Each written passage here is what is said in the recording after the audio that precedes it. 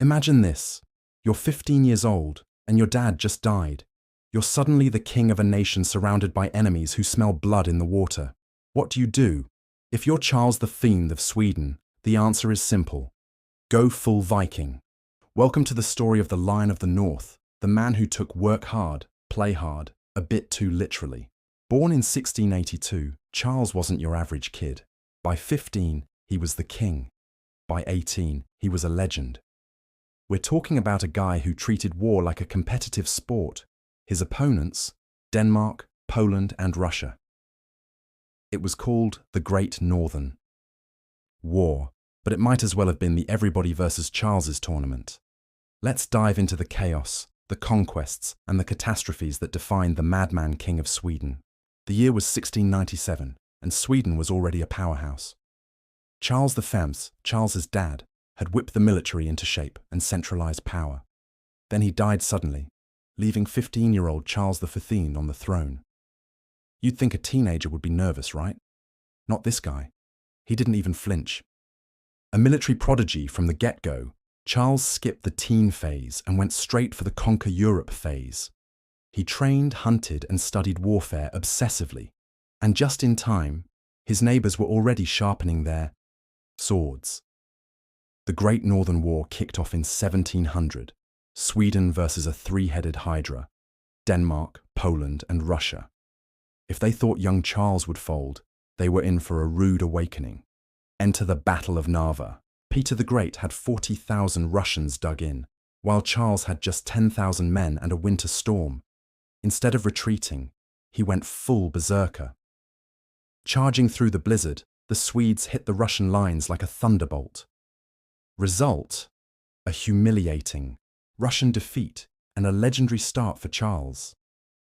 Charles had done the impossible. He'd just crushed Russia, but he wasn't done. Oh no, he was just getting started. Charles was a king who lived for the battlefield. From 1701 to 1706, he bulldozed through Poland and Saxony, dethroning kings and installing puppet rulers. Sweden was now a military juggernaut, if by juggernaut you mean a king and his tired, hungry soldiers running on pure adrenaline. Meanwhile, Peter the Great was busy licking his wounds and learning from his mistakes. Russia was rebuilding, but Charles was riding high, too high. In 1708, Charles decided to repeat his Narva glory days by invading Russia. Spoiler alert, this would not end well. The Russians had a secret weapon, General Winter. Harsh conditions, scorched earth tactics, and guerrilla attacks drained the Swedish army. By the time they reached Poltava in 1709, Charles's army was starving, exhausted, and outnumbered. The Battle of Poltava was a disaster. Charles was wounded, his army shattered. He escaped to the Ottoman Empire, but the Great Northern War was over for Sweden. But Charles wasn't done yet. From exile, he plotted a comeback. His enemies called him crazy. His men called him loyal. Either way, he wasn't backing down. Back in Sweden after years of exile, Charles was older, wiser, but just as determined. He launched a desperate campaign in Norway.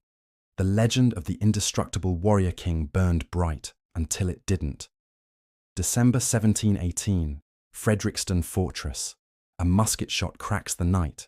Charles V is dead, killed in battle, a warrior's death.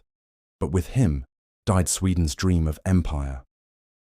The Great Northern War was over, but Charles V's legend lived on. To some, he was a reckless warmonger. To others, a fearless hero. But no one could deny he was unforgettable. A king who lived and died by the sword, Charles V's story is one of boldness, obsession, and a legacy carved in steel. Thanks for watching. Don't forget to subscribe and join us next time for more tales from history's wild side.